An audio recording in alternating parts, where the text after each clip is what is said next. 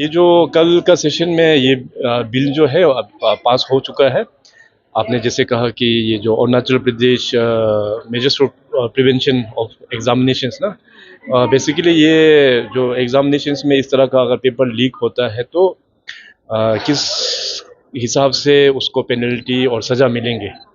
तो सभी मेंबर्स ने इसको वेलकम किया है और इसमें अच्छा बहुत हेल्दी डिस्कशन हुआ है। और बहुत लोगों का ये सुझाव भी था कि इसमें पेनल्टी क्लॉज को और भी बढ़ाना चाहिए।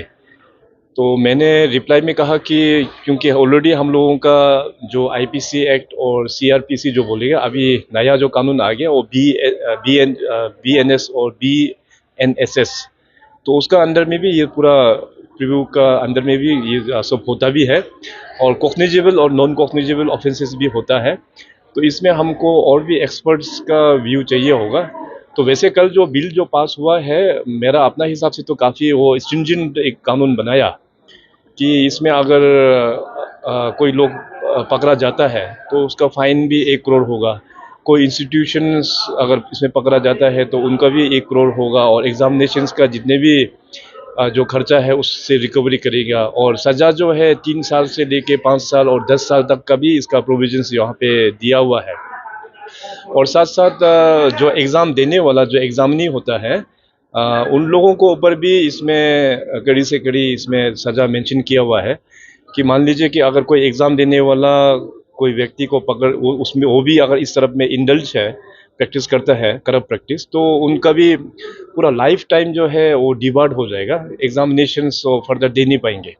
और साथ साथ जो पेनल्टी अभी फ़िलहाल 1 करोड़ का जो पास कर रखा है उसको भी बढ़ना होगा। और कानूनी तहत जो सज़ा का भी जो क्लॉज दिया हुआ है 3 साल 5 साल और 10 साल, उसको भी वो फेस करना होगा। ये जो कानून ब्रॉडली जो कल जो लेके आया, मैं मानता हूँ कि ये स्टेट का हित में है। और हमारा जो आने वाला यंग जनरेशन्स है वो लोग काफ़ी खुश होंगे इस जो कानून दे के आया। तो ये कानून आने के बाद हम भी एक्सपेक्ट करते हैं कि आने वाला दिनों में इस तरह का माल प्रैक्टिस जो है अरुणाचल प्रदेश में वो नहीं होंगे। सर, अब तो आपके मुताबिक इसमें और भी फर्दर डिस्कशन होगा आने वाला दिन में, क्योंकि हाँ इसमें और भी अमेंडमेंट के ऊपर। हाँ। हाँ, डेफिनेटली। तो मैंने ऑलरेडी मेंबर्स लोगों को भी कहा है कि और भी इसको स्ट्रिंजेंट और भी तगड़ा कानून बनाने के लिए जो अपना एडवोकेट जनरल है उनके साथ में भी उसको भी व्यूज़ मंगाए जाएंगे, ताकि इसको और भी हम लोग और स्ट्रॉन्ग कैसे बनाना है। तो फिलहाल तो अभी बिल जो पेश किया वो फिलहाल तो हम लोग ने पास कर दिया है।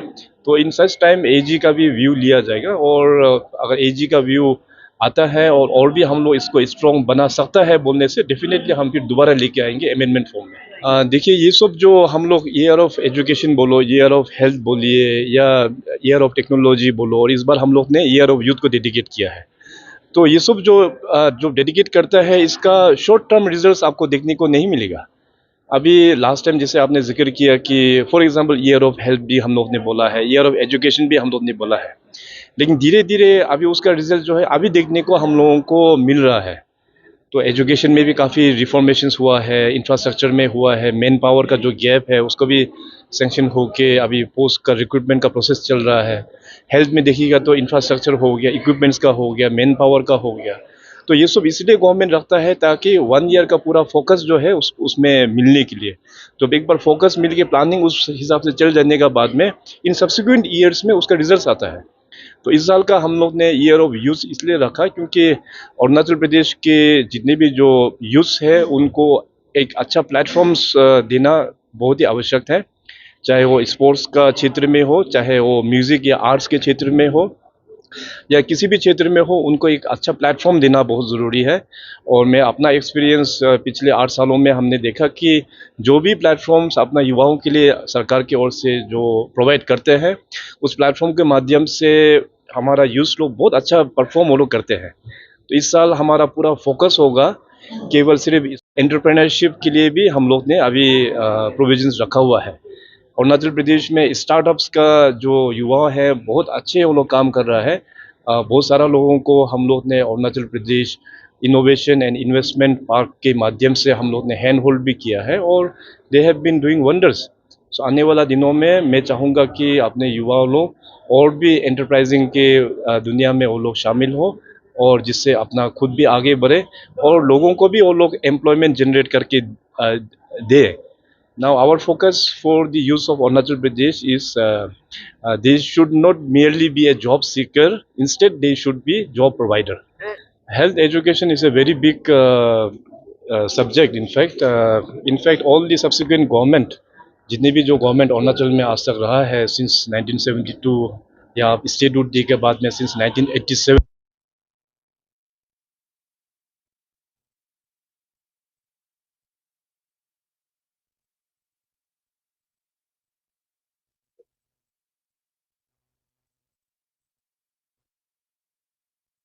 उसको हमने ईयर ऑफ हेल्थ भी डिक्लेयर किया था, ईयर ऑफ एजुकेशन भी डिक्लेयर किया था. तो अभी जो गैप्स जो है, चाहे वो इंफ्रास्ट्रक्चर में है, मैन पावर में है, वो सारा चीज़ अभी गैप को हम लोगों को पता चल गया है. उसको आने वाला दिनों में उसका हम लोग मीटअप करेंगे. और साथ साथ डिपार्टमेंट को हम लोग ने गवर्नमेंट की ओर से ये एक निर्देश दिया हुआ है कि they should come up with an policy, transfer posting policy. आज टीचर्स के क्षेत्र में भी देखो या डॉक्टर्स के क्षेत्र में भी देखो कि मैक्सिमम टीचर्स और डॉक्टर्स लोग मेट्रो जहाँ पे मतलब मेन जो मेजर सिटीज़ में, जैसे ईटानगर हो गया, नाहरलगन हो गया, इसके बाद दोईमुख एरिया हो गया, पासीघाट हो गया, या कहीं जहाँ जहाँ मतलब जो फैसिलिटी अच्छा है वहाँ में जाके कंसंट्रेटेड है. तो उसको हम लोग फिर जो बाकी के डिस्ट्रिक्ट्स में कैसे बेचना है, रिमोट एरियाज़ में कैसे बेचना है, तो डिपार्टमेंट को हम लोग ने टारगेट दिया हुआ है कि एक पॉलिसी लेके आने के लिए. And by next year we will roll out. Next year में होपफुली एजुकेशन में भी अभी जहाँ जहाँ टीचर्स का जो शॉर्टेज है वो अभी नेक्स्ट एकेडमिक ईयर्स में भी उसका ये प्रॉब्लम जो नहीं होगा. एंड होपफुली डॉक्टर्स में भी हम लोगों का उतना शॉर्टेज नहीं रहेगा. आज ही मैंने एक डिसीजन लिया हुआ है कि स्पेशलिस्ट डॉक्टर्स को भी कुछ रिलैक्सेशन देने का बात था, वो भी मैंने कैबिनेट में आज भी उन लोगों को रिलैक्सेशन भी दिया हुआ है. सो इस प्रकार से hopefully from next year onwards health और एजुकेशन में मैन पावर का उतना ज़्यादा इशू नहीं रहना चाहिए.